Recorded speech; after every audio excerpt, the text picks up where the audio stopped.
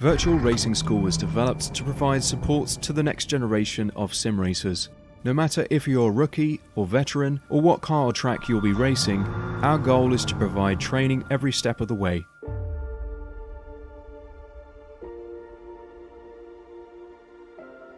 We found that iRacing can be quite difficult without proper training. There needed to be a way to prepare for on-track racing. With VRS, you can literally learn from the best sim racers in the world, including 4-time NASCAR iRacing World Champion Ray Alfala. And Ray Alfala is a 4-time champion of the NASCAR Pekin Freeze iRacing Series. 3-time iRacing Grand Prix World Champion Martin Kroenke. Martin Kroenke becomes a 3-time world champion.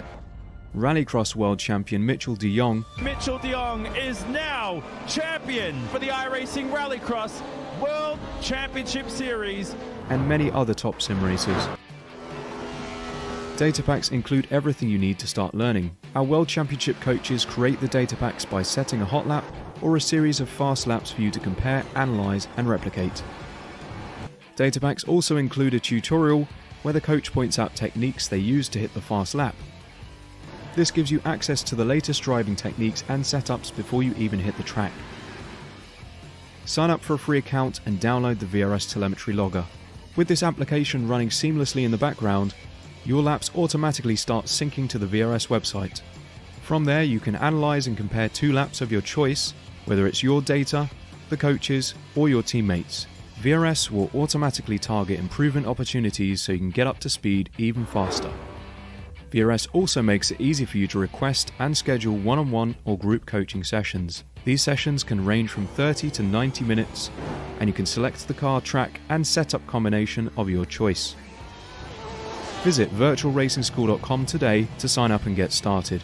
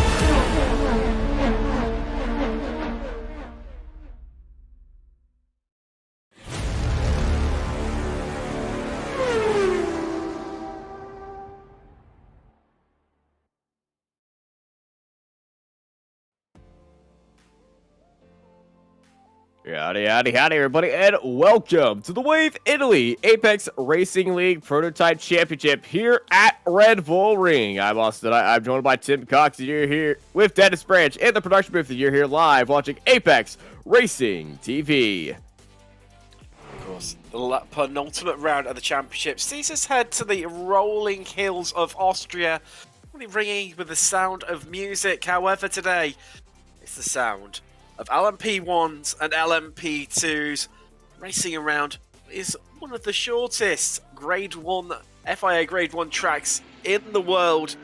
Synonymous for action, speed and drama. Sure, we're not going to be short of a bit of that tonight. Yeah, I don't know what's going to happen yet, but I can tell you we're going to have a lot of action here at the long, straights, tight corners of Red Bull Ring. Very racy track. You really get up on somebody. The LMP2 is going to be very, very fun to watch. The LMP1s, you know, with that hybrid power, they're going to be able to pull out that gap, but it's going to be the deployment and regeneration of that hybrid systems that's really going to be interesting to watch for up there out front in that class. And then the LP2 traffic as well. But yeah, like we're saying, this track very racy, very long straights. Going to be a lot of drafting fights, and I think we're going to be seeing a lot of elbows out driving from a few of the LP2 drivers. Yeah, as we mentioned, just the short nature of this circuit, and just picking up where you were saying there, Austin, about the LMP1s coming round to lap the LMP2s as qualifying just underway right now. It's going to, the LMP1s should reach the tail end of the LMP2s round about lap 6 to 7. And then that's where I'm sure it's going to see a bit of, like you're saying, elbows out, some feistiness, jockeying for position. People losing out due to the traffic, some people winning. Oh my God, I'm sure we're going to see some big, big moves. Of course, it all starts off at turn 1. Nicky Lauda curve, tight right-hander. It's about what sort of exit you can get that then carries all the momentum up the hill. We're up to what is turn 2 in some people's book. Turn 3, officially, it's Remus, that tight right-hander with a big elevation change where you almost want to miss the apex just to carry so much speed and just keep the car planted to the ground. And then it's all down the hill from there, down to Sloshko, where we'll see some more overtakes there, and you can take a couple of lines through there as waiting for see the first few times come in. It's going to be first over the line. I don't know what sort of times. Ooh, he must have had an off track because he hasn't set a time. Spets went over the curbs on the double right-hander. He went a little bit far wide. And speaking of wide, that is Mirani in the wall. That was yeah, an off track and some more. Panetta, he's setting the time in LMP2 Pro right now with a 1:19 dead.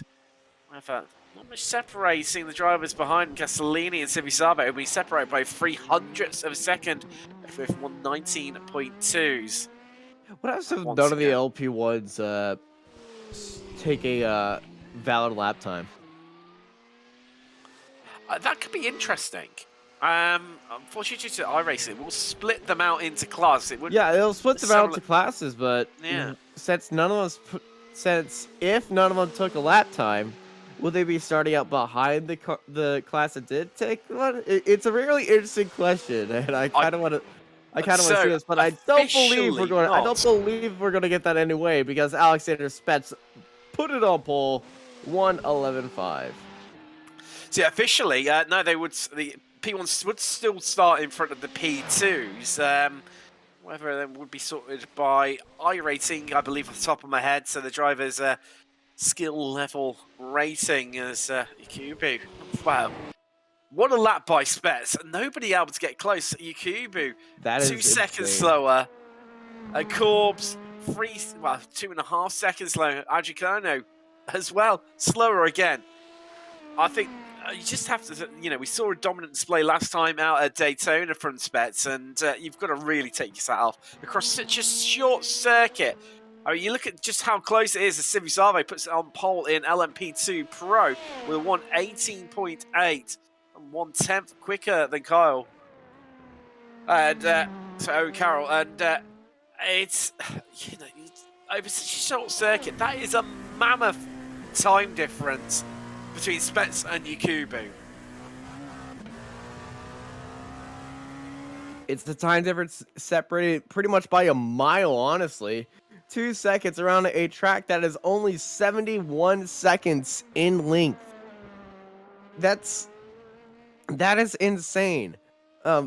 because, you know, the smaller the track is, you know, the quicker the lap times are. But the quicker the lap times are, it's the less amount of mistakes that you're going to be able to do. Corbs puts it into the 111.50s, and look at that, just barely behind Jan Corbs ahead of him. And, ooh, Articano jumps up there into 3rd place. Carroll currently sits in LMP2 Pro, and Connor Gibb is sitting in LMP2 AM pole position, provisional pole position, I must say. We still have 3 drivers that still haven't put in a lap time, but the majority of drivers have just put down a lap time. Andy Ticehurst is out there right now. He just he waited to see the benchmark and is going out there. Andy Ticehurst in our LMP2 AMs looking for a 119.7. Carroll just nicking the pole there. LMP2 Pro right now. Marini heading up into 4th, and Spets goes quicker again with what we thought was a blistering lap time already, a 111.5. And then somehow this is hair splitting. That's hair splitting. 0.4 of a second.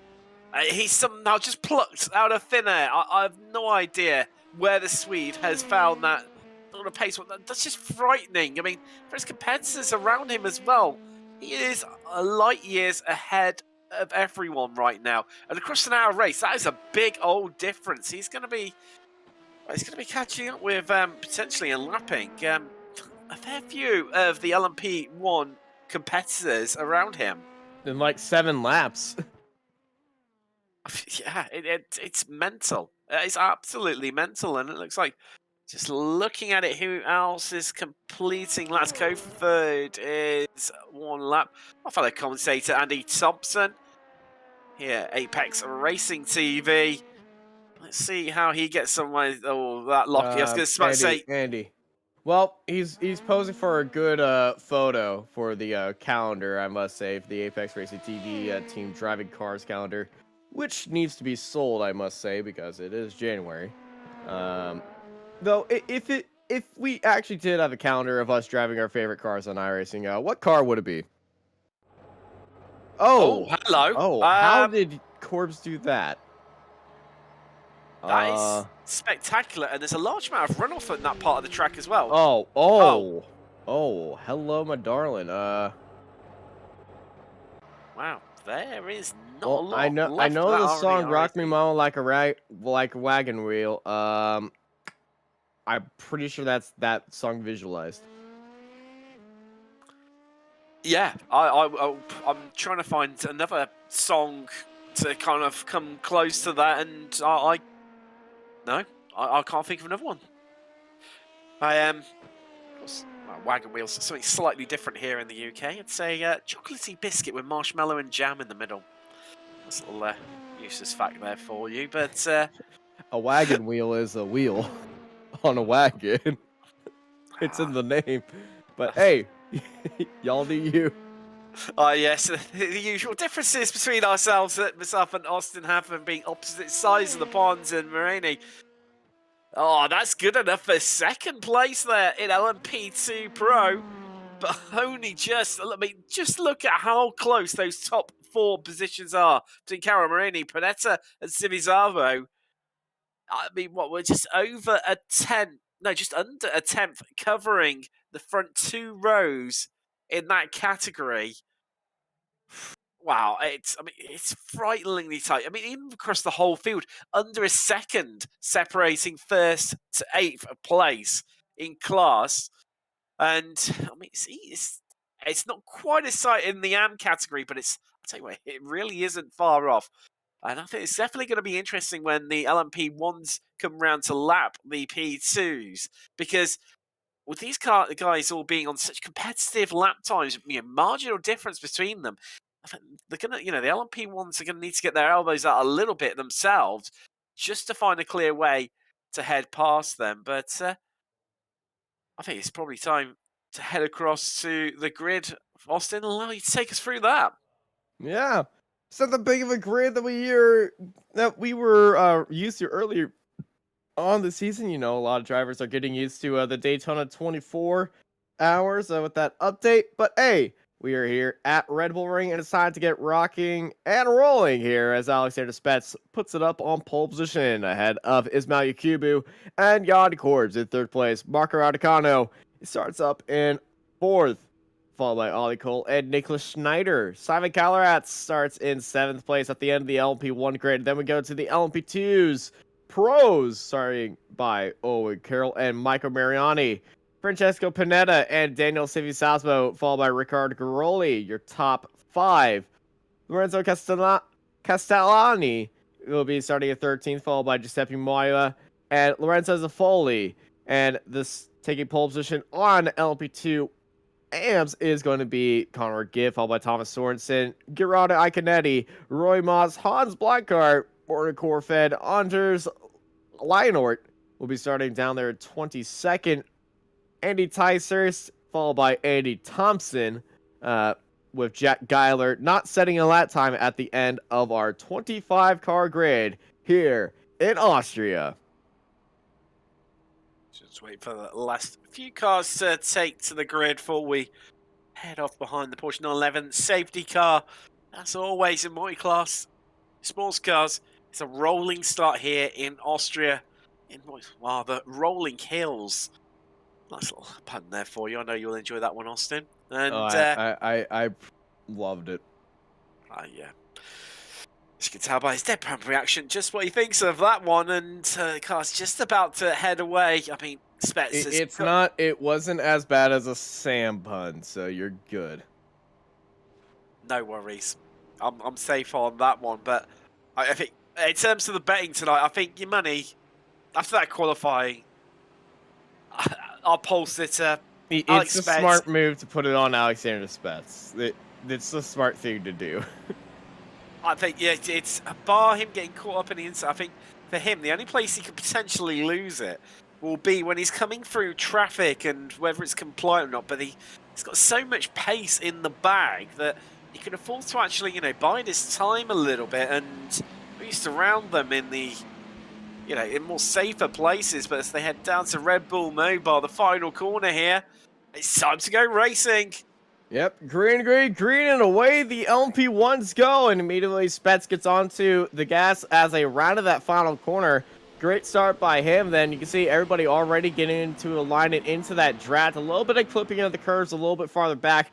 Going to be watching out for floor damage in the rear of the just watch out for floor damage when going over to that curb, because that could definitely happen as they head into turns 2 right here. The LP2s take graded. Oh, that's a spicy start already. The 116. Daniel Civisalvo looking out to the inside there. Elbows to elbows and touching on the front straight. Almost made contact right there. Looking down to the inside of the side by side already. And contact. Civisalvo got tagged from behind him. And that's Pineda getting into the back, and look at Civisalvo already. Side by side, 3 wide right there, heading up into turn 3. Look at that! Around the outside. Oh man, the race like it's the last lap around here. The 116 around 1 and 2 cars. Daniel Civisalvo, after getting tagged in the back right there, he certainly made up that move after getting tagged by Pineda, as that's Owen Carroll, Michael Mariani going for the lead of the LP2s right here. And they both go wide. We got a car going right in front of everybody else. Mariana is around in front of everybody else. There's carnage behind him. A few more cars going around. But Owen Carroll will be leading the LP2s right there. That's a 216. Gerardo Iconetti. Hans Blankart also involved in that as well. He had a toe side-by-side action right here. Garoli right now side by side with the 146 of Castanelli, and oh my gosh, we got a car sliding through the gravel. The kidney, that's Jack Geiler. Oh, not Geiler had an absolutely blinding start, and unfortunately that's paid to that. Oh, did I see another car there just at the corner of my eye potentially? Yes, it was Iconetti. Iconetti was also off. What an absolutely epic opening lap here at the Red Bull Ring. 3 wide into turn 3. It can't get much better. Like you said, Austin, they're battling like their life depends on it, like it's the final lap of the final round. We're 2 minutes into this race, guys. Chill. I get the feeling this isn't going to let up one single bit. As Castelli remains in front of Garoli and Maria, the three Italians. Well, we'll say they need to work together here because Maria ground the outside on the brakes down into Schlossgold. And oh, how does he? That's a big miss lockup by that one? Garoli. Massive lockup. Oh, And oh, there's contact off the exit. That's Roy And that Maas. is Roy Maas. The LMP2, I believe the LMP2M leader at the time gets turned around right there. I believe they might have made contact off the exit of that. I'm not sure. I think he might, unless it was netcode, I think he might have had that mistake all by himself where he saw the car in the gravel, and I think, and this is a big thing, he might have actually done it all by himself. Oh, he did do it all by himself. That is, oh, that's the worst part. That's the worst part where you spit, right, reacted to a crash, you just get all the brakes, and it just upsets the car. And around you go. Well, we knew it would be close in LMP2 Pro. We saw just how close the front two rows were in qualifying, and I'll tell you what, that has really transferred over into race pace.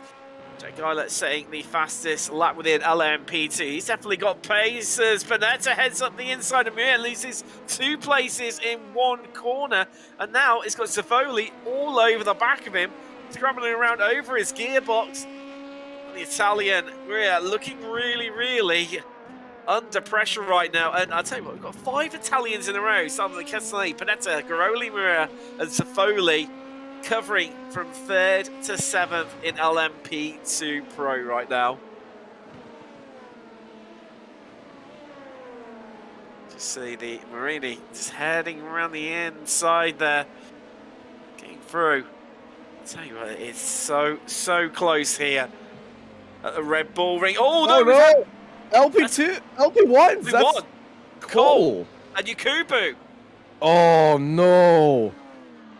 2 Brits have come into contact there. It's down into Schlossgold. Yeah, this is Yakubu. He's getting chased down by Cole. Cole sends one down the inside. Yakubu, oh, he turned it like he just wasn't there. So sent those 2 off into the gravel. Cole got away more lightly than Yakubu did there, and Cole has got a 7-second advantage over Yakubu. Carlos, he's into the pits.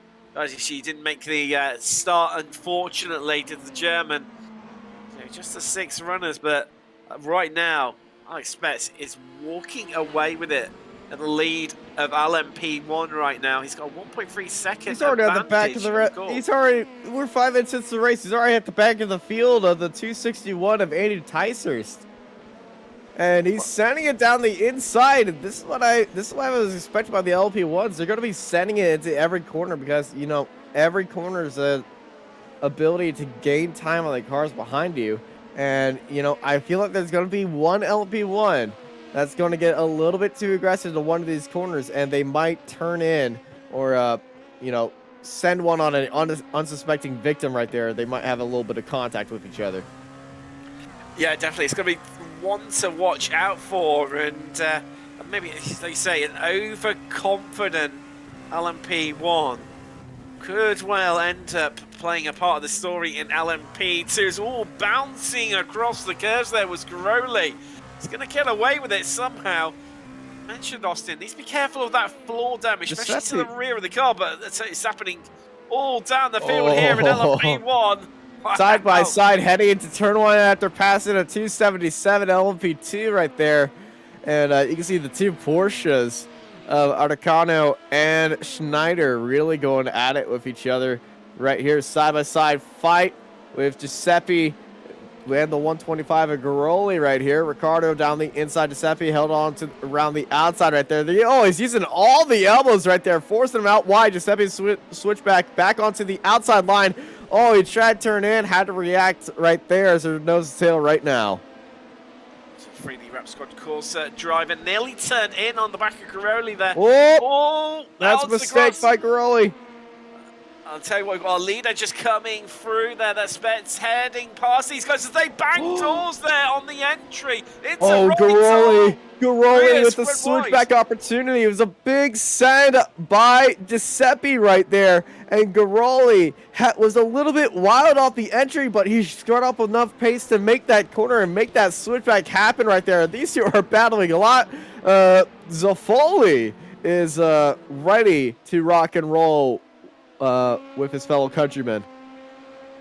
He is indeed, and I'll tell you what, that is what 1/10 looks like. Your competitor as they head down into the deep braking area of Remus. And wow, look at the speed Zafoli carried through the apex there in comparison to his fellow countrymen as it's heading all up the front in LMP1. As these guys just coming through, picking their way through the traffic. Corbs, Schneider, and Adegano.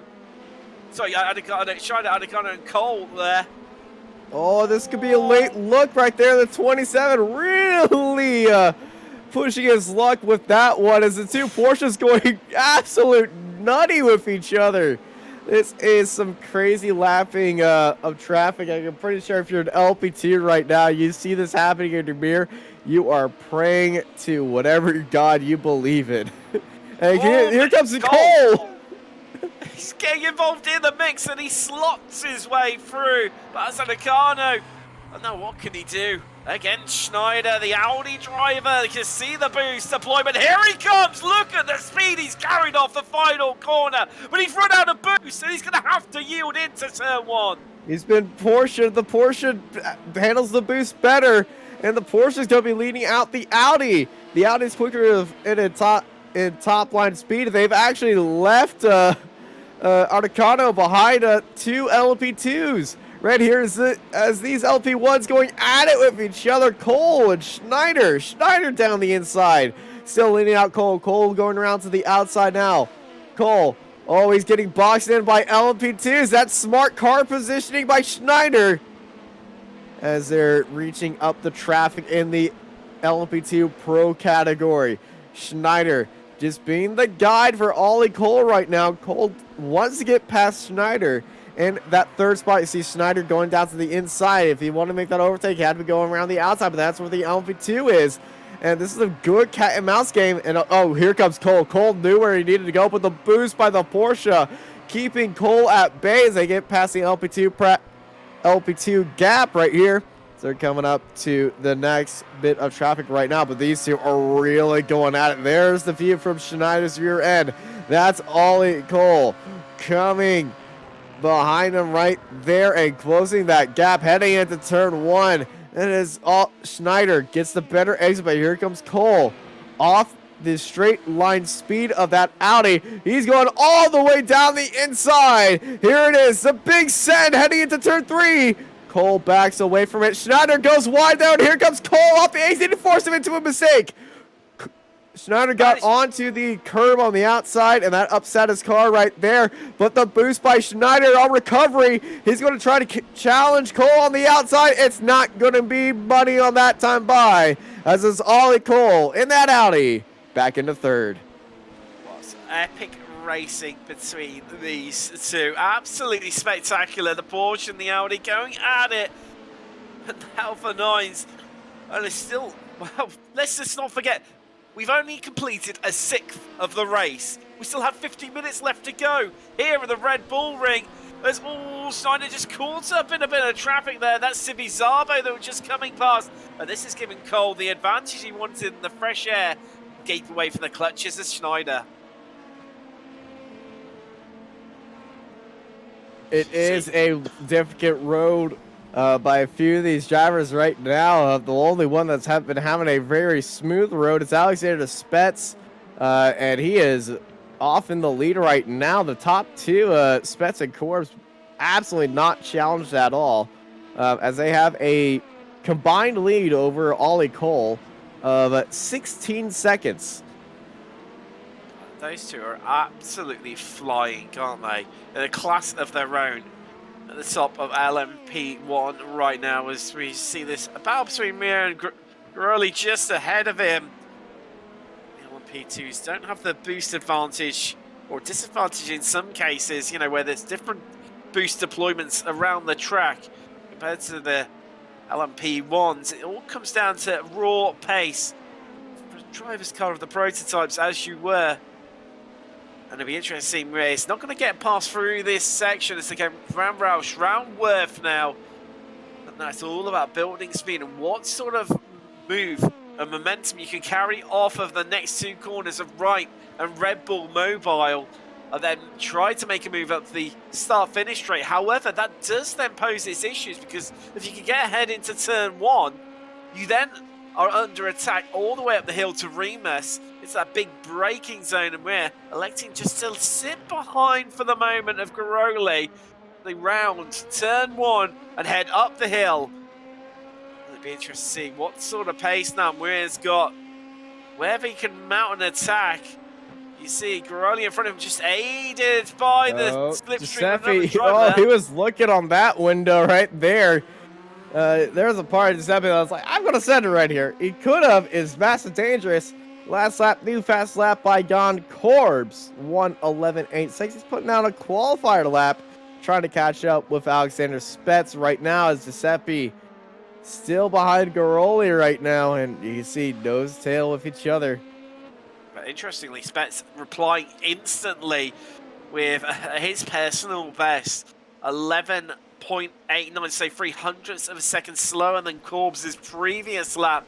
These two definitely trading blows right now. That game gap remaining at 1.3 seconds between the top two. But this is where the real battle is, where the story's being told out on Yakubu. Let's not forget, after that spin at Schlossgold, well, coming into the ground for that contact with Cole, he was 7 seconds off the rest of the field in LMP1. He's now picked himself up, got his head down, and gained a place ahead of Adegano as well. But definitely on a charge as he battles it out now with Schneider. Yeah, Schneider still hunting him down right there. Yakubu, well, he is ahead of Schneider and Articano. He's able to get past them, and after that first, well, yeah, did Yakubu even take the start? He did, yeah. He was off of the gravel. That's why. He was, yeah. I thought he had to go to the pit lane, but no, I've completely. Oh man, so much stuff's already. Only been 15 minutes. I've already forgot what's happened. It feels like it's been an absolute lifetime. We've had so much action crammed into the first quarter of the race. It's been absolutely crazy, and it's probably now things have settled down a little bit. Although they never truly will at Red Bull Ring. It's always an action-packed circuit. We've got a quick message to hear from our sponsor for this series, Wave Italy.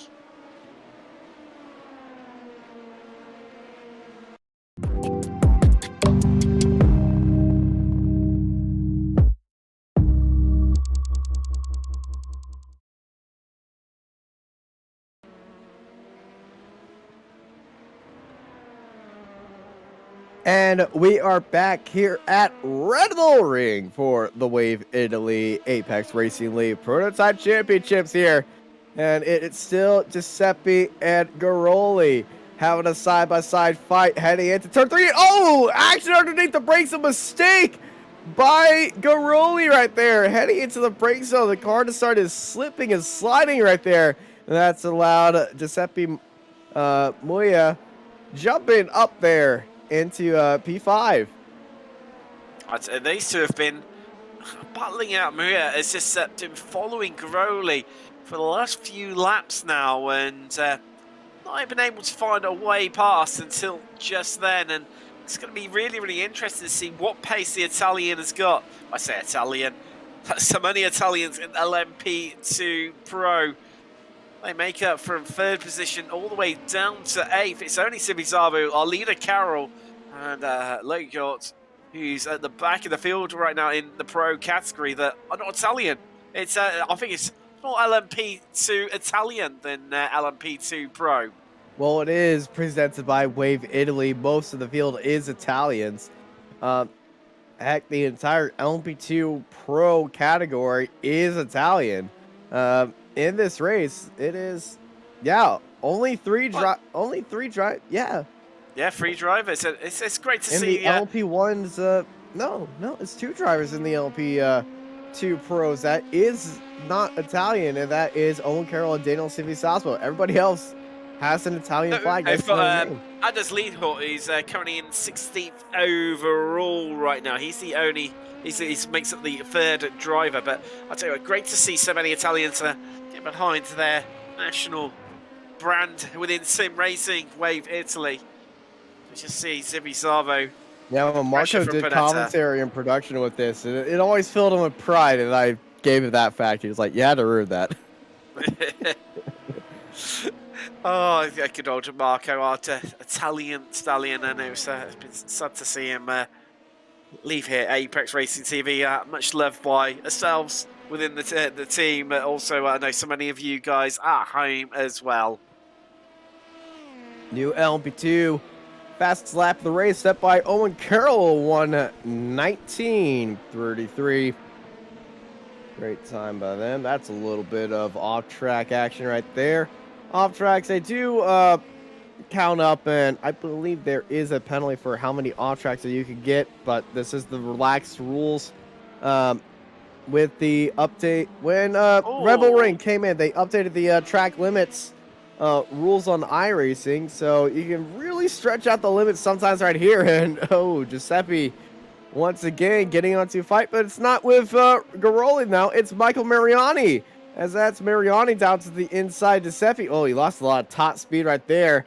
And, Mariani cuts in front of him, heading into the braking zone. And doing the block pass right there. Michael Mariani, P5. You see, we're currently the meet in an SRC Movano Junior team sandwich right now. As we're finally getting past Garoli. Here comes Spets. Spets. The pace and making some progress, but interested to see what Spets does now. He's already got past Giuseppe right here. Here comes the 130. He's just playing patient right now. He wanted to make the overtake, but he can absolutely blow past him on the straightaway. And he's just playing it smart and safe. He did lose a little bit of time because here's Corbs. Corbs just getting into line with these cars and off the exit. Flying away.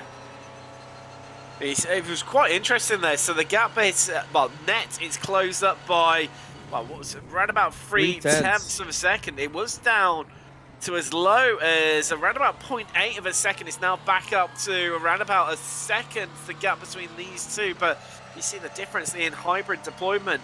Also worth mentioning is the harvesting of that kinetic energy as well, because where they obviously was such a short lap here, limited opportunities, and that's why we're seeing almost a trading of fastest laps in this gap between our top two, yo-yoing, where it's extending and then coming right back up again. Of course, traffic playing a little bit of a part of it, but on certain laps, the driver's running out of hybrid deployment, so have to having almost like a recharge lap, bring it back up to 100% before they can go on another attack lap. Yeah, that's the advantage that the Porsche has. They can regen on the straightaway. The Audi has a regen in the braking zone, but it's just so much faster in the straightaway that it's just not a competition around here. This is just see Corbs clearing the LMP2s of Civisaro and Panetta. Still looking in their own battle as here comes Panetta up the inside, having a look at Remus, gets his elbows out, slides the car in, just I guess it stopped in time, and Civisaro, he's going to retain that position, but look in the background there, that's Castellini and Marina closing right in on him. It's Adricano and Schneider, gutted for him. He was in third, and he's dropped places to Colt and Yakubi back through the field like a hot knife through butter. And now actually they've headed well away from these two battling it out over 5th place. Yeah, these two are the two Porsches. They're kind of like teammates right here, but they're at the back of the LMP1 grid. It's really going to be hard for them to really make up some ground unless one of the LMP other Audis gets into an incident, because they're just, well, yeah, like I said, a hot knife through butter. Well, these guys are up creek without a paddle around here compared to the Audis. Let's just see here. Castanelli is right on to the back of Panetta. Sumisavo just able to get away from the clutches of Francesco Panetta, and that has allowed Castanelli just to close right up into the back of him, electing not to take the lunge into Remus this time. But I tell you what, if he's that close next time, well, he's even closer. Can we see a move potentially into Slosh Gold? Let's find out as they come side by side. The run down the hill. And Castellani is going to be on the outside line, but we've seen it so many times before. People make that work if you could just hang it on out there, because the next two corners you have the inside line to Roush and Worth. But it looks like, can he hold on? He's going to do it. Oh, yeah, he got that move heading into the left-hander right there. Got a little bit, a bit more head of steam right there, and he was able to squeak himself by, ahead of Panetta right there for P3. Great move by Castanelli. It was absolutely spectacular. Oh, and Panetta's heading to the pit lane. It's a very early stop. Because for the hour-long race, they will. He's electing to be the first one, LMP, for the first car actually at all to head into the pit lane. We saw this fuel strategy play out at Daytona, where it was an absolute beautiful move. 4 seconds gained by just following another car for the entire time, and it was extremely cool to see that one actually work out. Don't think we're going to be seeing that here today. No, it's definitely a real battle for the ages, a true dogfight in the true sense of the word. But I tell you what, for me, Austin, the interesting one is that Corbs, he's just slowly, quietly been catching up onto the back of Spets. That gap was yo-yoing around, but was normally, neutralizing around about the 1.2, 1.3 second margin. You see on the screen now, just at the rate of knots of which Spets is being caught by Corbs, and that gap is down to, it's down to 7/10. It's now around about half a second. Corbs is in that draft. He's in that draft, and he's catching. Yes, he doesn't need to rely on the hybrid deployment so much now. I'll tell you what, over the next few laps, this is going to be really, really interesting to see how this plays out. Does Corbs now elect to maybe save a bit of fuel in the draft of Spets? Equally, Spets is going to want to be pushing because he's going to be worried about Corbs. I know these two are teammates, so that will play a certain element of it. But even so, Spets, he's definitely going to want to be holding on and remaining in the lead and keeping this victory. But Corbs is definitely going to not make it easy for him. Yeah, Corbs really chasing it down. Spets just a little bit faster that time by through that middle sector right there. And he's pulled out a big gap right there. I can tell you Spets getting onto that hybrid deployment, catching Corbs on a recharge lap, regaining that time by 0.2, but it's still a second gap to each other. And, they've had a few clean laps. No traffic involved, and I believe that route is going to end very soon. Wait a minute. If we go back onto Corbs, if we get an onboard shot. No, I thought I might have saw a little bit of damage on the back of Alexander Spets. No, my mind was playing tricks on me. I was expecting him to have a little bit of floor damage from that, but I don't see any signs of that. It just looked like the right side of his car might have been a little bit wonky. It's looking okay at the moment, although just seeing his car, definitely seems a little bit twitchy at the rear. Definitely carrying a bit more oversteer as the Swedish driver, compared to teammate, which is looking a lot more planted. However, don't discredit. We've seen, despite having that was clearly a looser car at the rear end, the lap times that Spets has been able to set, just coming up onto a couple of the back markers ahead of him in LMP2. I'm trying to spot who that is. That's the 119 there of Panetta, after his pit stop has fallen to 21st overall and to the back of LMP2 into 9th place. However, However, as you said earlier, Austin, that's fuel strategy. It's going to be interesting to see how that plays out here. Ooh, Corbs decided not to go in. He was really charging in on Spets. He saw they had to pass another LMP2. He thought about it, decided it wasn't worth it, and well, they basically saved a 3-wide send on an LMP2 right there.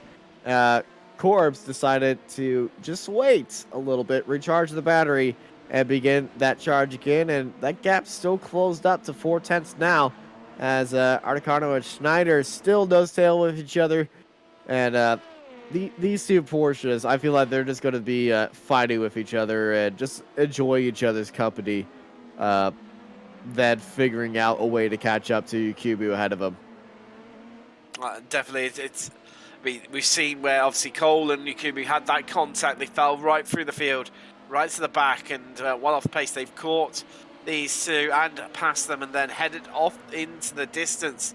Looks in their own battle of themselves. Well, here we go, around the outside, side by side with the LP2 on the inside right here.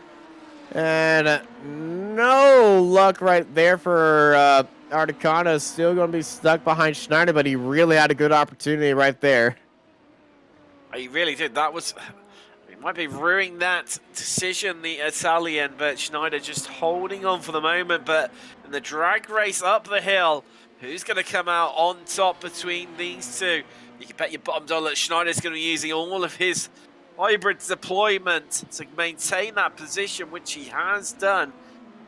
How is that going to leave him for the rest of the lap? What can Adicano do to find his way past? Yeah, he's going to have to get really tricky. Going to start either using the traffic as a little bit of a springboard, or he's going to have to start thinking about making an overtake in the pit lane. It's possible. We've seen it done many times before in this championship, and it is a possibility, especially if Adicano's feeling like he's held up a little bit behind Schneider. Just likewise with these two right now, Cole and Yukubu. Just being asked in the chat by Johan Brookland, what happened to Yukubu? Well, he was involved in an incident with Cole in the opening laps down at Schlossgol, which is turn 5. Some might argue it's actually turn 3, but due to some of the kinks here that are actually classified officially as corners, actually a turn 5, but yeah, they sent them into the gravel and they had to recover. Oh, Spence is in a world of hurt right here. LP2, LP2, LP2, LP2, and he's weaving all the way through him like he was a sewing needle. Look at that. Clear that entire package, just a few corners. Corb's still stuck in there. And, oh, this is going to really widen up that gap right there. It's the world of pain for Corbs right now, who responds by giving a good shot of injection of hybrid deployments, close right up to Spets once again. But that net loss to Spets is definitely going to come back to hurt him. And Spets has definitely got a bit of time in the bag. He knows he can definitely harvest some more energy into the battery.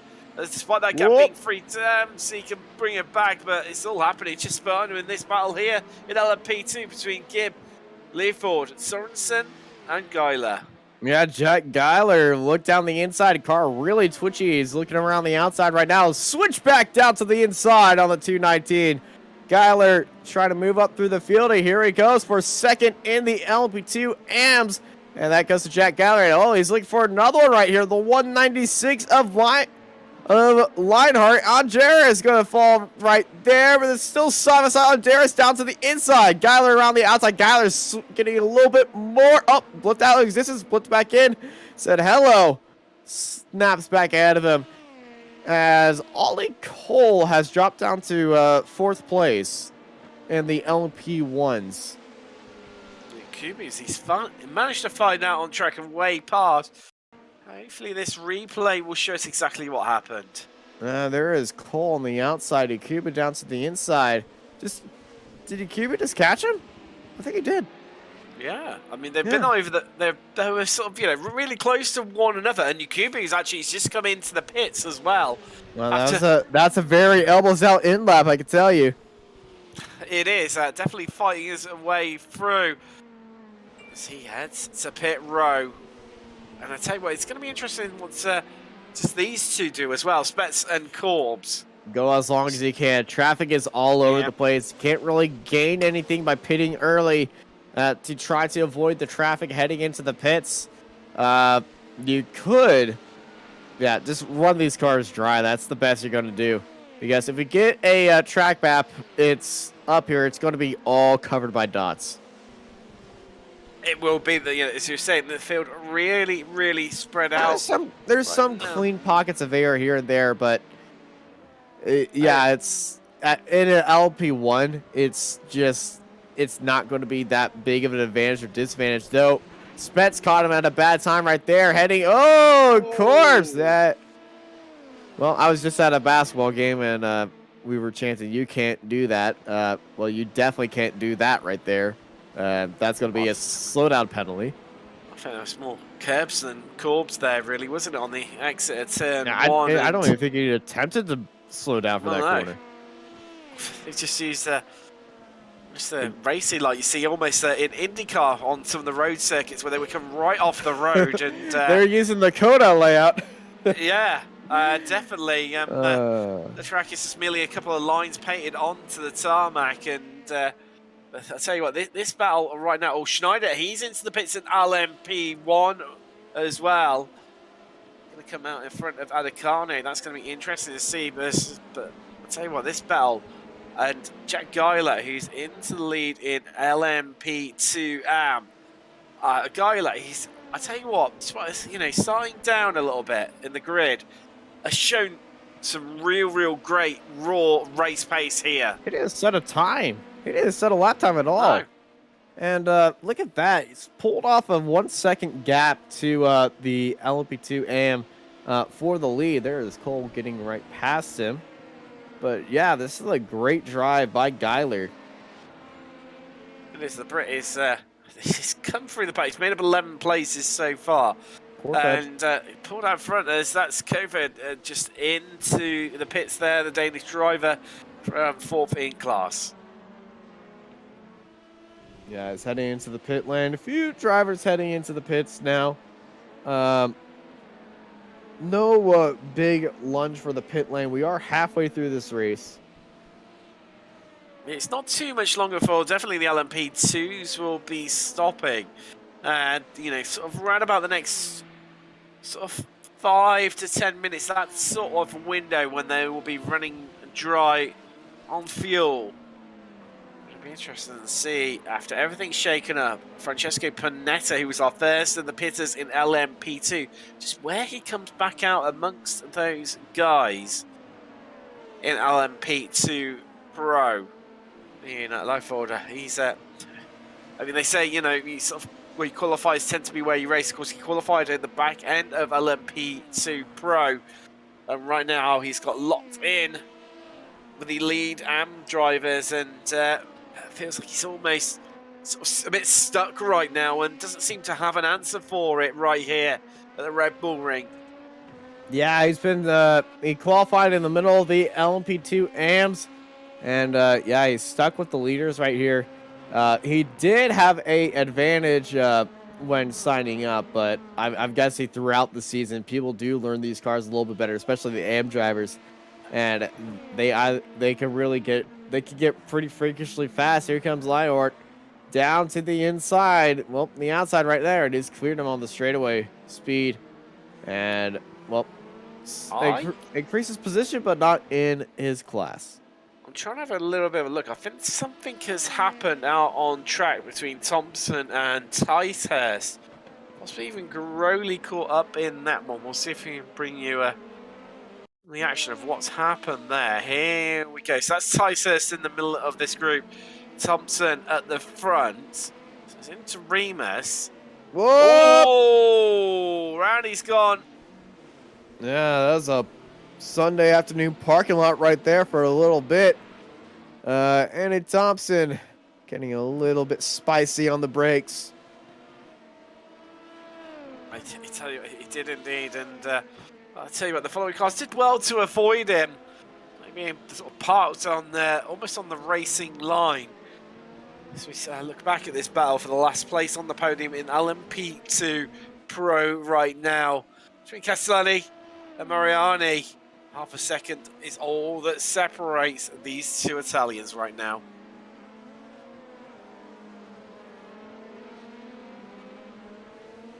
I'll tell you what, it's going to be interesting as well with pit stops. Don't forget, obviously, Panetta. He's currently 19th overall, so some 10 places behind these guys. However, where is he going to come out amongst them? We see a new fastest lap of the race there from Spencer, 1:11.78. Some 800ths of a second quicker than the best that Corbs has been able to set in our previous lap of the race. As that fuel burns off, here comes Muir. He's into the pits. Yeah, From 50 plus. As we said, the pit window is definitely open now for the drivers, and it's facing a fair few of them. Owen Carroll setting a new fastest lap in LMP2, 1:18.9. A really strong lap that, to be fair. I'm just having a little look, Austin. Some 2 tenths quicker than the next fastest lap in LMP2, which was Mariani, who is currently 4th in LMP2 Pro right now. Yeah, Connor Gibb stuck behind Jack Geiler in class, 3 seconds behind him. He's currently behind Lionart. A few of the LP2s have hopped into the pits. Giuseppe Maya, Panetta, Kofed, Tysers, and Thompson. Iconetti and Blancart, they've had incidents that they were in there as well. Andrew Thompson also went in on the opening laps of the race. So a few of these drivers in LP2, I'm expecting them to stop heading in. And here we go. Oh, as soon as I said that, it was a three-peat. See, Southwood Castellani and Mariani dive into the pit lane. Owen Carroll stays out. And Garoli and Zaffoli are staying out as well. Nope, Garoli's heading in. I think it's only Zaffoli of that group that is. Yeah, there's Zaffoli back there. He's on the front straightaway right now. We also see Geiler, he's in. Lightfoot, Gibb as well. Have all headed into pit row. Mortensen, he's got enough for one more lap. As Alexander Spetz, he's seeing everybody head into the pit lane. Corbs heads into the pit lane. This is going to be interesting. I tell you, keep half an eye on Muir and Panetta. See, Panetta, the early stopper, stopped some 11 laps before the rest of the field. Muir, he has, it's Swaim coming back out. He's actually lost, him and Panetta have actually lost a bit of time net to Mariani and Castellani, who have pulled out a 2-second advantage nearly over their fellow countrymen.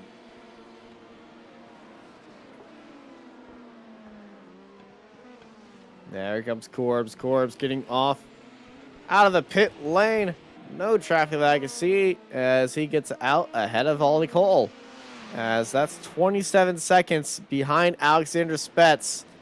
And what is Spetz going to do right here? Is he going to head into the pit lane, or is he going to stay out as much as he can? I tell you what, I would expect Spetz to stay out as long as possible. But he's definitely going to be running that tank dry. How many laps left? I estimate around about 2 more potentially is his maximum before we'll see him enter the pits. But what can Corbs do? Of course, Spetz with the lighter car now, and you can bet your bottom dollar he's really pushing as hard as he can to extend that gap out over Corbs as much as possible. Obviously, Corbs having the heavier car as he's just come in to take on fuel.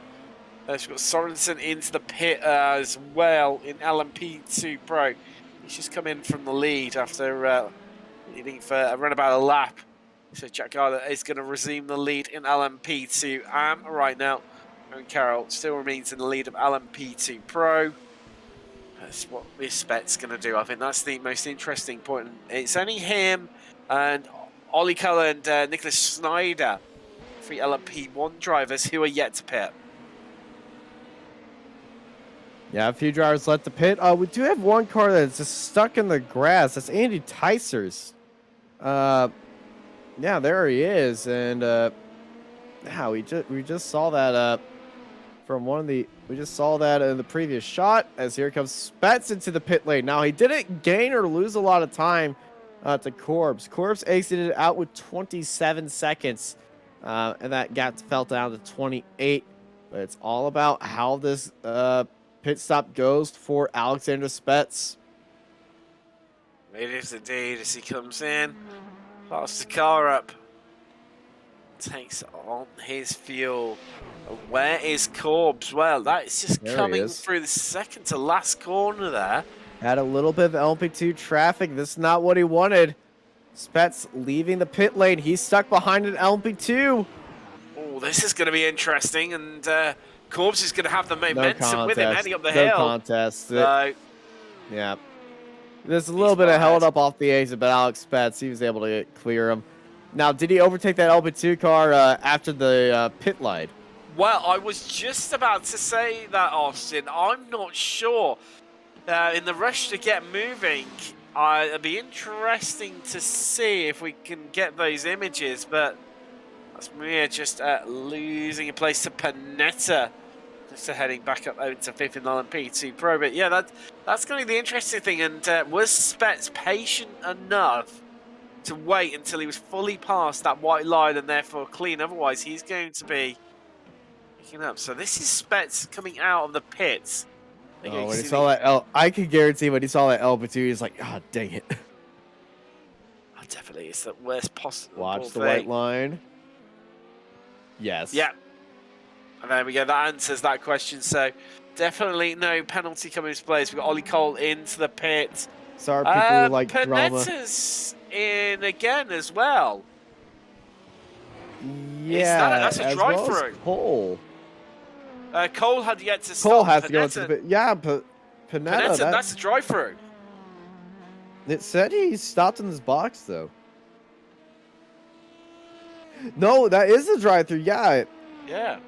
Oh no, Panetta. It is the danger here at Red Bull Ring. I mean, you were saying about the track limits earlier, Austin. I mean, yes, they have obviously been loosened since the inclusion of the Mercedes Formula 1 car to the iRacing service. However, it's very, they are, easy to incur and pick up around here. And with such a short track and, visiting those corners so often, sort of bad habits come into play.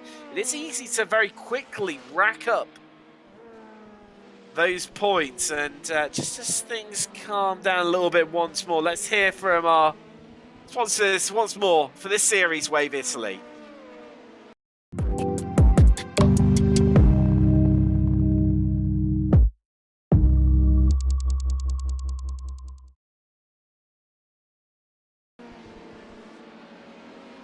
And we're back live here for the Wave Italy Apex Racing League Prototype Championships. 15 minutes remain here out on track at Red Bull Ring. Pit stops are over right now. We saw a little bit of drivers start to serve drive-through penalties for track extending. So, these drivers, they're hitting the edge of what's acceptable here. And I'm excited to see on if they can continue to keep it clean, or will penalties decide this race. Looking at the gap, Alexander Spets is not ahead by 28 seconds. I believe he's ahead by 2. Yeah, 2.9, well, nearly 3 seconds. I think Corbs is just tied up in a little bit of traffic. What that gap is currently extending. Yeah, I just believe we've hit the extended length outside of SDK. Yeah, there we go. It's all sorted now. There we go. 2.5. Whoop. That's going to be an off track. This is the interesting spot. Was what, especially with Corbs, where he's been obviously pushing so hard now to close this gap down to Spets after the round of pit stops. Is he, how many pit stops? Sorry, how many off tracks has he incurred? Well, I'm looking Because at our SDK, and our SDK is not the most accurate with the iRacing off-track and incidents. It only says Corbs has 2 off-tracks. now if that is Alexander true, Spetz has 8. now if that is true, that plays it more into the hands of Stetson, and could it's really going to harm Corbs. Now, a drive-through penalty here is going to cost you 22 seconds. Yeah, there you go. So if Spetz does pick Panetta up one, costs 27 seconds. that would bring Spetz right into the Yakubu Cole battle. Which is the last thing that he'd want us to. It must have been a comfy qualifying, and once more as the race has progressed into this second half, it's definitely looked comfy for him once more. He doesn't have to push anywhere near as hard as what Corbs has to.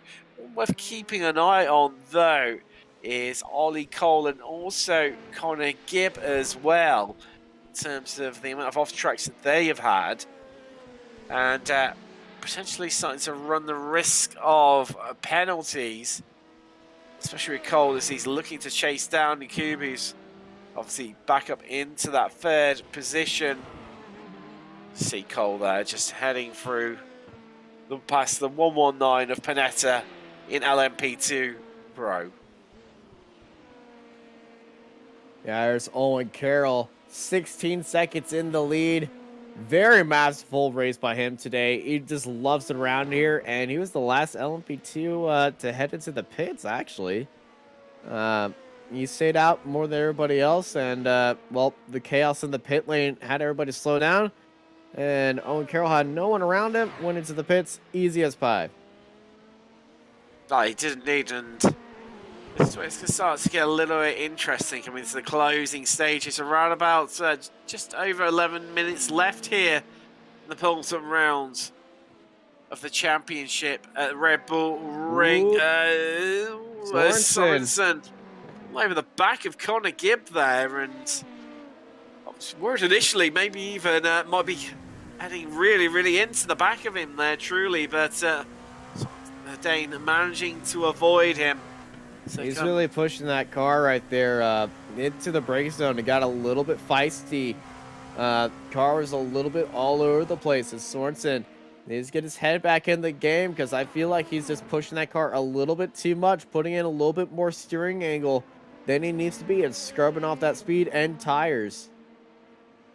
With the LMP2s, you need to be really smooth and just make sort of one input in terms of your turn into the corners. The Foley under attack from our leader in LMP2.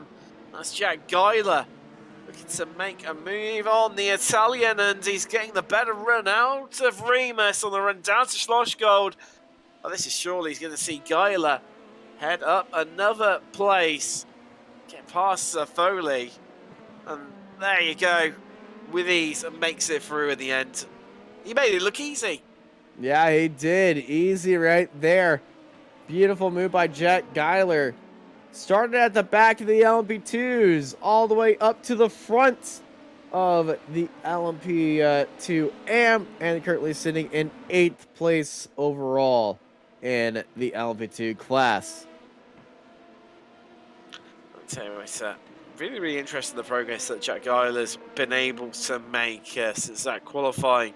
And obviously, after taking the lead in the class, he's pretty much just checked out, really. I mean, he's got 14 seconds in the bag, as getting a bit up close and personal, the two Porsches in LMP1. But yeah, Geiler's just making really good progress and extending the gap over Connor Gibb once more.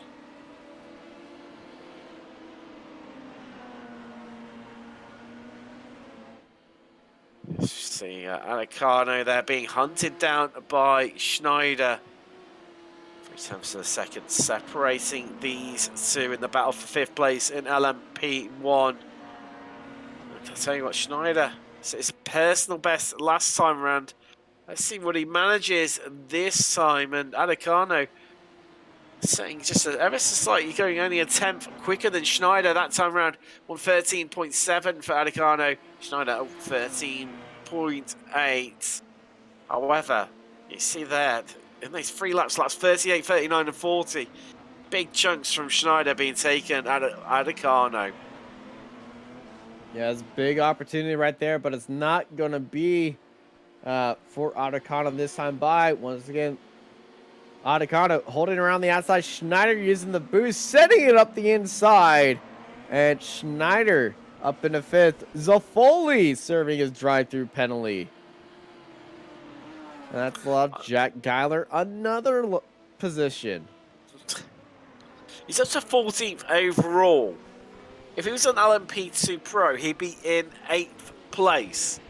And I tell you what, he's standing even further. That gap over Gibb, 16.7 seconds is now the gap. And just, I mean, Jack, this needs to just bring it home safely right now. As you see in the background there, Sorensen versus Gibb. And this is definitely playing into Geiler's hand.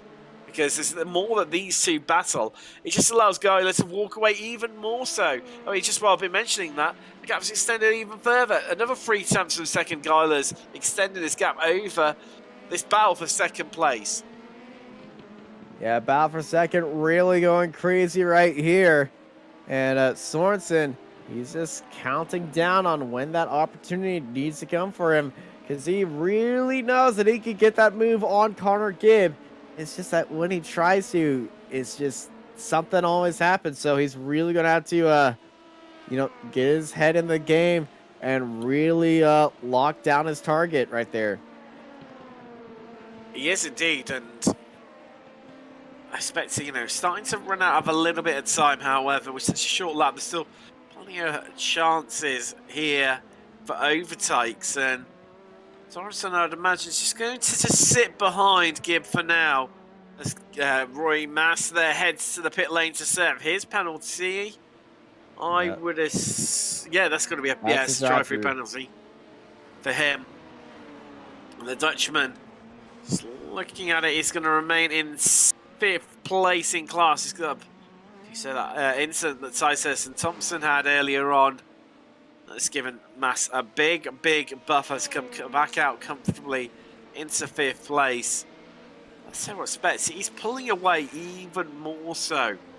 Last time around, nearly half a second quicker than his teammate Corbs. I mean, Spets, it's just been total dominance from him once again.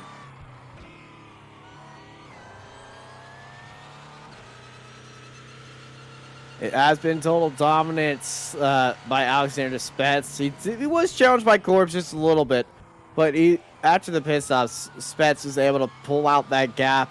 4 seconds to Corbs right behind him, and 5 minutes left for Alexander Spets. It's a great drive once more by the Swedish driver. Commanding a performance as he just breezes past with a shot of the hybrid deployment past the LMP2s there. Whoop. Make it look like he's just walking past them, and I tell you what, it's another confidence when he can afford to just be, if he just leaves a little bit of time stuck behind an LMP2, so he doesn't need to worry because obviously he's got that time in the bank and he can afford a more conservative, smoother style like he's displaying right now, which normally quite often doesn't then invoke actually faster laps. And Corbs has got his work cut out and fast running out of time, and I just can't see him catching Spets now. 4 minutes, a 4.2 second advantage as Spets over Corbs. See Corbs just sneaking past there. Ooh, Mariani. Oh, sneaking a move right there. That was Panetta, not Mariani. My dyslexia went absolutely insane. Right there. That's not a 9. No, that's not a 6. That's a 9. That is indeed. And similar numbers, and obviously all being teammates and similar liveries definitely makes it challenging for us commentators, especially when they're all battling out with one another like these two have been for so much of the race. Of course, Panetta came in and took that early pit stop hasn't really worked out for him. I don't think it was necessarily the inspired and situation, and definitely not the best. Excuse me, the best strategy here at the Red Bull Ring.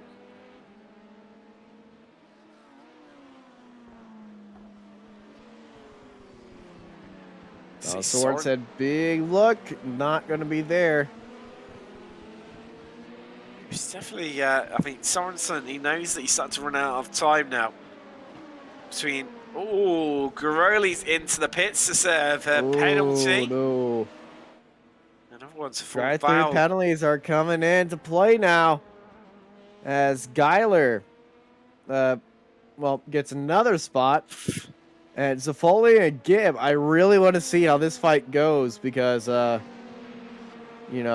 Gibb is defending from Sorensen, but Gibb needs to attack on Zafoli to get more ground on Sorensen, as that's Tysers in the back house over the drive-through penalty. I tell you what, they're really coming in thick and fast. Drivers falling foul of the track limits here at Red Bull Ring. The question is, who else has maybe got a couple of mistakes left in them? I've got 2 laps left here at the Red Bull Ring. And this is where it's getting really, really interesting, this battle for second place in LMP2 right now between Gibb, the British driver, and the Dane Sorensen. Sorensen seeming like in a slightly more commanding position right now as he pulls right alongside. He's just to back out of it initially into Slosh Gold there. Yep, Sorensen trying a different line, a little bit wider, gain more speed in this part of the track. Still in the draft. It's going to be 1 lap to go for these two. Alexander Spets. Yep, white flag is going to be out this time by for Spets. It's going to be 2 laps for these 2 drivers. There is Spets currently sitting in turn 5 and 6. As I tell you what, it's spectacular, watching these cars, especially the LMP ones, the way they can sweep through these curves with such ease and then just rocket out of them. It's that hybrid deployment which makes these cars take off almost like a rocket ship. It's I tell you what, it is really, really fascinating. And then to watch on board with them as they sieve through the traffic as well, I tell you, it's a real sight to behold. It's definitely a beauty of a sight. White flag in the air for Alexander Spets. 1 more lap to go. And Thomas Sorensen probably just heard the white flag is in the air. So next time by will be his last opportunity. And this is when the elbows are going to get out. The aggression is going to start coming. And Sorensen needs to lock down that charge up ahead of him. Connor Gibb. And Sorensen looking for that second place. Doesn't want to stay in third. Going to try to force Gibb into a mistake. But Connor Gibb is just so fast in that second sector than Sorensen. I don't think Sorensen knows how to get ahead of him right there. He's going to have to do his work in the first 3 corners. They got 1 lap to go. White flag in the air for the LP2 AMs. Alexander Spets. Well, he's got 2 quarters to go as it's been a dominating drive by the Swedish driver. From start to finish, Alex Spets takes the win here at Red Bull Ring. Oh, great performance from Alexander Spets, the Swedish driver, commanding once more here in the championship. So a great fight put up by Jan Korbs, who came home second in LMP1. Kubi looks like he's going to pick up the second you're looking place. Sorensen. He's got the window down to the inside. Ascend on the last lap. Thomas Sorensen. Big send into turn 3, but off the exit right now. Connor Gibb trying to swing it around to the outside. Sorensen, big defense down to the inside right now. He looks like he might have overshot the corner right now. Here comes Gibb. Gibb looking down to the inside. Sorensen defending onto the inside right now. Alexander Spets, we saw him in the runoff area watching this fight into this corner. He got grandstand seats for that fight. Last lap opportunity. Thomas Sorensen gets it into P2. A great move there by Sorensen. Just biding his time for so many laps waiting. You see the weave. It almost feels like a victory to him. That second place on the podium in LMP2. I tell you what, he just sat there waiting for his moment. Knowing they had to wait until the last lap and then just slotted it up the inside into Slosh Gold. And a great move and well deserved there from Sorensen. What a race and what a move by Thomas Sorensen. He had the opportunity multiple times as we saw Alexander Spets. He was watching that fight happen. And Sorensen, beautiful move down the inside and getting a little bit spicy right there as everybody on their end lap. A little bit of salute, a little bit of driving around drivers they like and just enjoyed it. But, Owen Carroll dominating race today in the LMP2 Pros. And look who's down his inside right there. That's Jack Geiler, the 272. Dominating performance from the back of the LMP2 Pros, LP2 AMs by not setting a lap. Well, he puts it in as a drive dead racing team. The Pros and the AMs drive in formation right here. The 112, the 116, 1-2, and the 272 and the 295. Well, it was going to be a 1-2, but it was a 1-3 right there. But, the Drive Dead Academy on the podiums as they're also on top of each other. I'm pretty sure that was not up into the plans. No, just lighting up the rear tyres there after the lovely photo opportunity. They're having a good time. They're having a ball. Can't stop them now. Thank you for that one. I tell you what, it's we've got a quick ad break to head into now before we bring you up the classified results and also speak to a few of the drivers here today in Austria.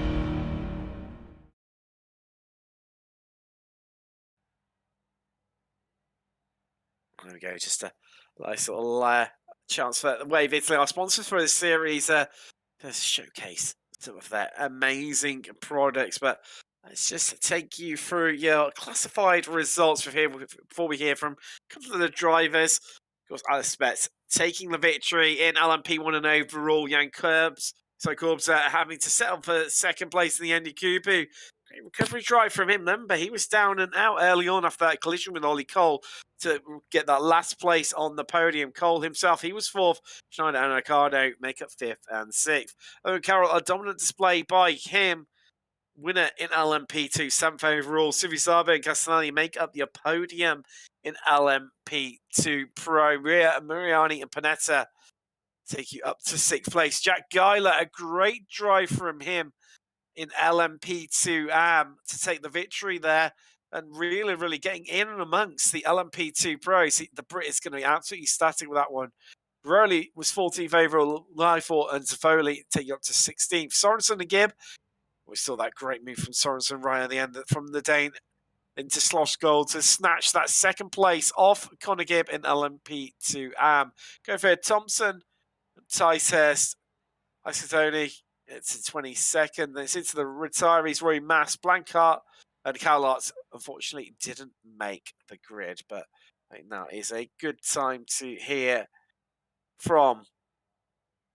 So we can move him across. We'll have a chat with our winner here today. There we go. Alexander Spets. A great drive from yourself.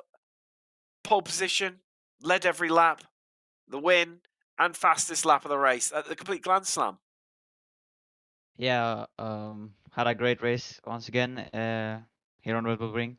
Managed to pull a gap, not that big gap this time, but I managed to hold about 1 second and had some unlucky in the traffic, but in the end was fine. I mean, yeah, obviously we saw, especially in the second half of the race, where you had you built up an advantage to your teammate Corbs. That were you able to maybe just take it a bit easier coming through the traffic there, not have to take so many risks in that second half of the race, where you had that nice time buffer between yourself and second place. Yeah, well, I was thinking overtaking here on Red Bull Ring is pretty hard, so I adjusted my boost map so that I overboosted a little bit out of turn 1 and turn 2, and every time we came into the infield, then he would just have my dirty air and wouldn't be able to get the exits to try and overtake. And then the pits came, and I stayed out 2 laps longer, so I pulled, I think, 3 or 4 second gaps after the pits, so I was a bit lucky there that he got traffic on the in-lap. Definitely, and I think I think we all want to know. Obviously, we saw a great start to qualifying from yourself. Well cleared the field, and then obviously Corbs came close to your time, and then you went quicker again, and another dominant display during the race. What makes Alex Spetz so good in the LMP1? I'm actually not sure. I just last season and the season before, it's the only car I was racing in. It was my main car. I did all the races in it. And I guess I still have the feeling in it. It's not my main car anymore, and I didn't have any practice for today's race. But every time I put myself in the Audi, it feels good, and I'm always able to go pretty fast. Wow, for no practice, that was. I think that just adds to the absolutely brillianceness of your display here, but equally worrying to your competitors as well. Before we let you go, is there anyone you want to give a shout out to at all? Yeah, I would like to thank my sponsors and my family for making this possible. No worries, Alex Betts with the absolute Grand Slam here today. Pole, fastest lap, led every lap, and took the victory here at Red Bull Ring. Let's hear from our other driver in, other winner, the winner of LMP2 Pro, Owen Carroll. Oh, he was there. Let's see if we can move him back across again. See, snicked out that. There we go. Here he is. Oh, as I said, our winner in LMP2. Owen, a great drive from yourself once more. Thank you very much. Yeah, it was a good race. Felt very comfortable, and no real setbacks in the race at all.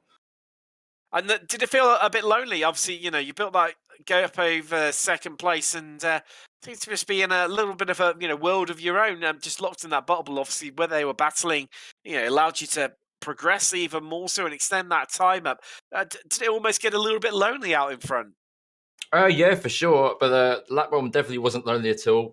Big battle with Michael there, which was quite scary. I had a few suspicions that would happen, but yeah, obviously spun off, so it got a bit lonely towards the rest of the race, really. But I just thought I'll just run my own race, set some good times, and see what I can do.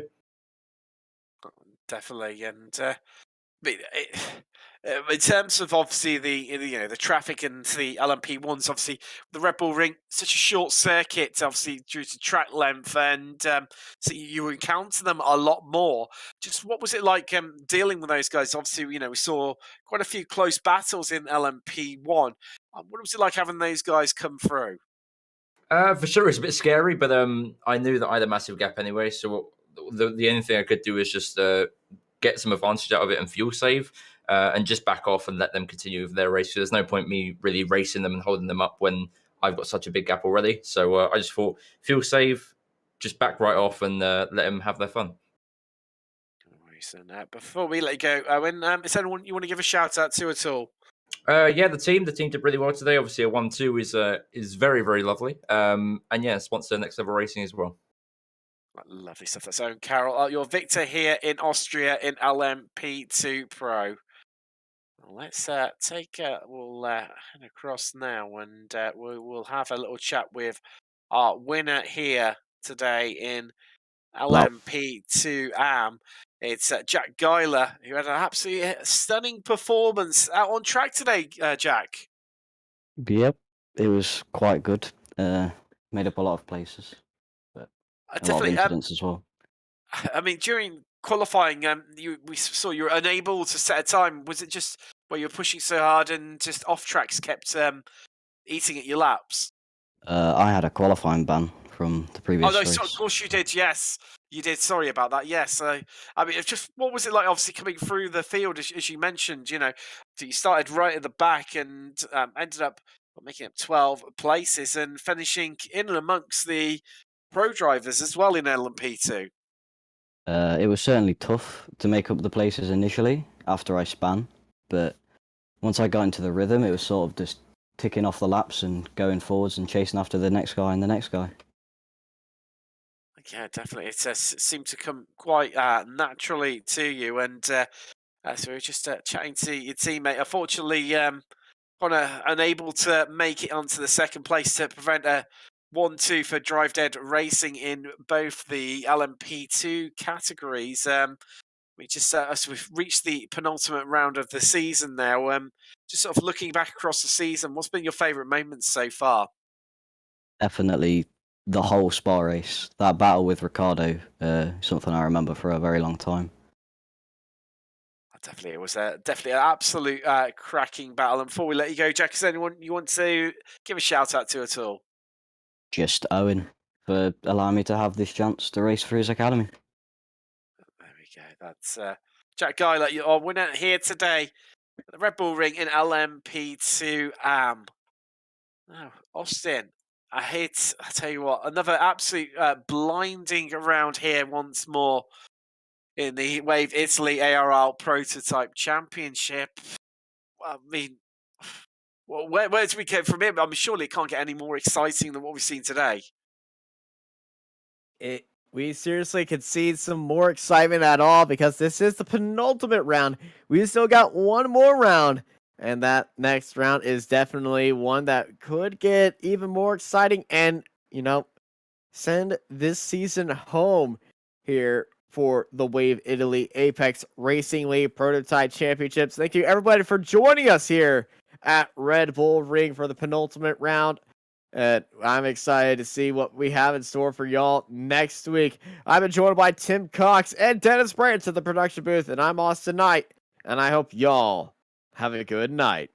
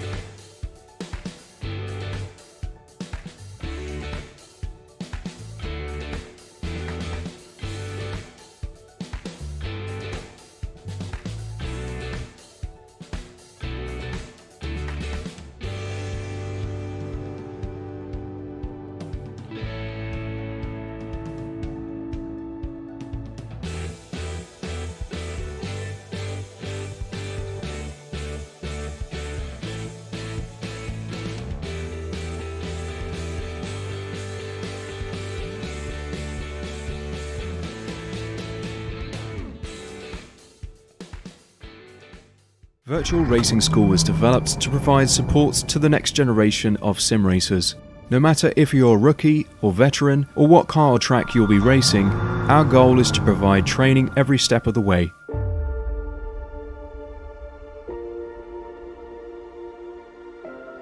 We found that iRacing can be quite difficult without proper training. There needed to be a way to prepare for on-track racing. With VRS, you can literally learn from the best sim racers in the world, including 4-time NASCAR iRacing World Champion Ray Alfala. And Ray Alfala is a 4-time champion of the NASCAR Peak Antifreeze iRacing Series. 3-time iRacing Grand Prix World Champion Martin Kroenke. Martin Kroenke becomes a 3-time world champion. Rallycross World Champion Mitchell de Jong. Mitchell de Jong is now champion for the iRacing Rallycross World Championship Series. And many other top sim racers. Data packs include everything you need to start learning. Our World Championship coaches create the data packs by setting a hot lap or a series of fast laps for you to compare, analyze, and replicate.